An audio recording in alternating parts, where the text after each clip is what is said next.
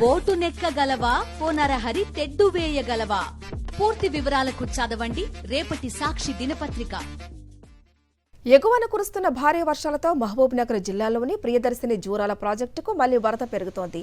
ప్రాజెక్టుకు క్రమంగా వరద ప్రవాహం పెరుగుతుండటంతో అధికారులు 33 గేట్లను ఎత్తి నీటిని దిగువన ఉన్న శ్రీశైలం జలాశయానికి విడుదల చేస్తున్నారు. ప్రాజెక్టు ఇన్ఫ్లో 1,20,000 క్యూసెక్కులు కాగా అవుట్ఫ్లో 1,68,580 క్యూసెక్కులుగా ఉంది.